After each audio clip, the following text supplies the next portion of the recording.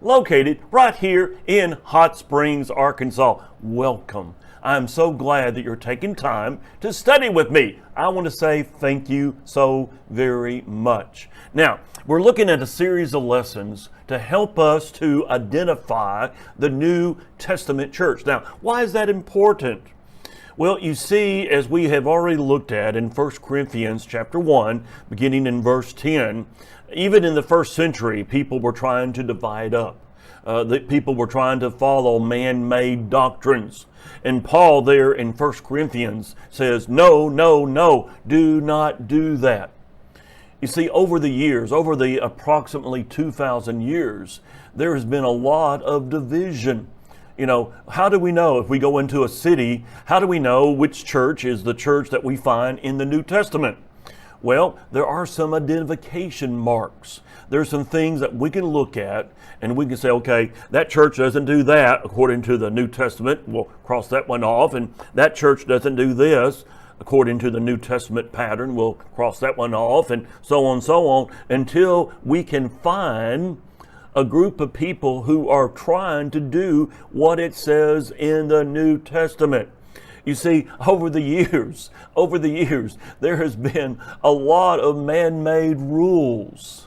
I remember going to public school growing up, and I remember we had fish on Friday in the school. Why? Because one religious group believed in that. They taught that you could not eat meat, beef and pork and things like that. On Friday, you could only eat fish. They had made up a rule.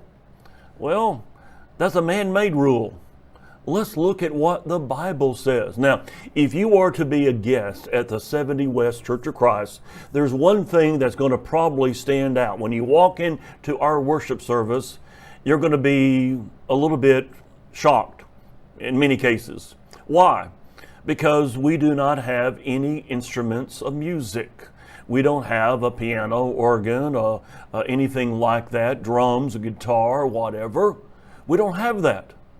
And people today are used to having that. But did you know that for the majority of Christians, for a large part of Christianity, for the first 1,800 years of Christianity, a big part of Christianity were what we call a cappella. Now, what do I mean by a cappella?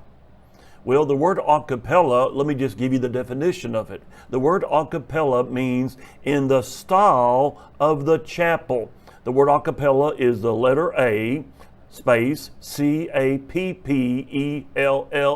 You can kind of see that, can't you? It looks like chapel in a way. Well, it means in the style of the chapel. It refers just to vocal music, not instrumental music. Now, as I said, majority of Christians for the first 1,800 years were used to a cappella singing.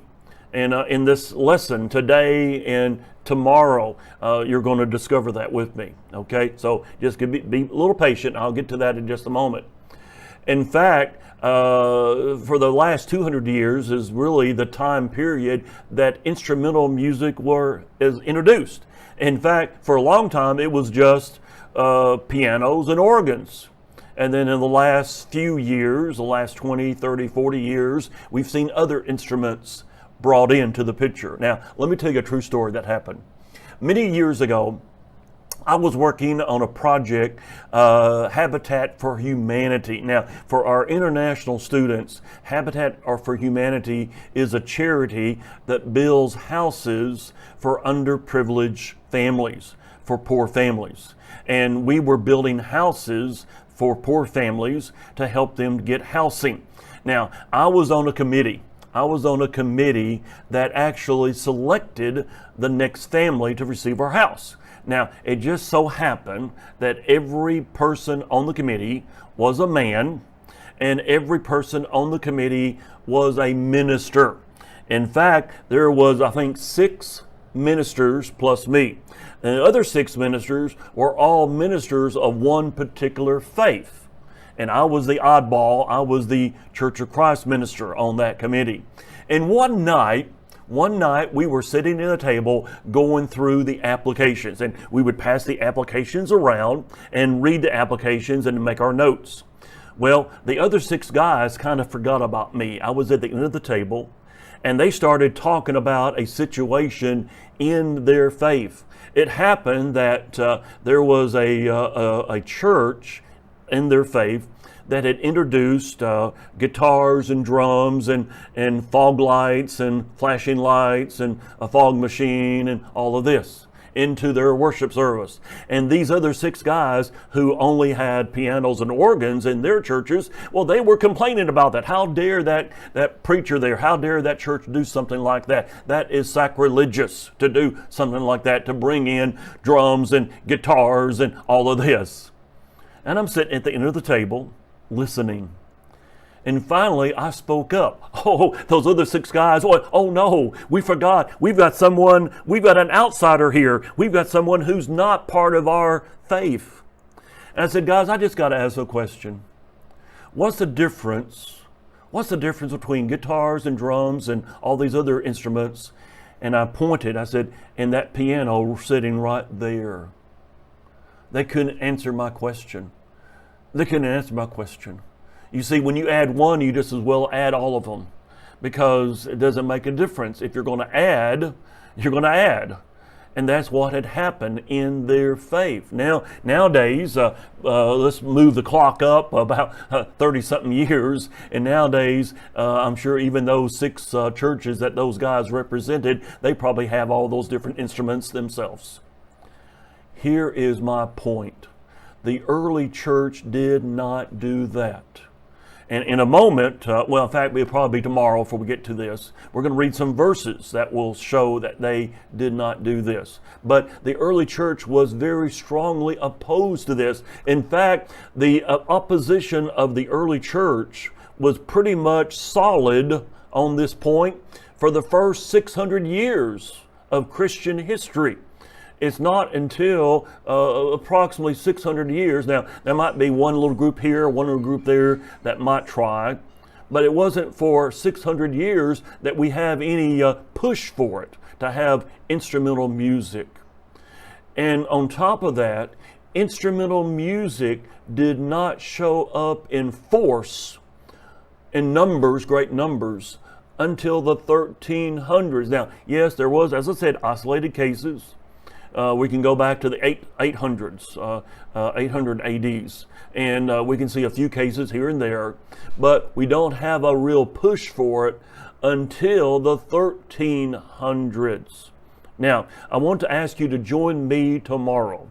We're going to finish this lesson. We're going to look at several verses, and I believe if we will honestly look at these verses, we will say, hey, instrumental music is not authorized. So please join with me and we'll finish the lesson hopefully tomorrow. Meanwhile, I need to ask you a favor. Please click on share. When you click on share, you're increasing our audience, and that will be so helpful. So please click on share. I would appreciate that so very much. I would like to invite you to be a guest. Be a guest at the 70 West Church of Christ. Now, you can go to our website, hotsprings.churchofchrist.org. We made it simple to remember. It's the city, Hot Springs, churchofchrist.org, O-R-G. And you can see our times we meet. You can also see other things we have there. Have a lot of free study tools. But please be our guest. We meet to worship in the building located at 948 Airport Road. Now, as we close out, it is our hope, it is our wish, it is our prayer that each one of us live for Jesus 24/7.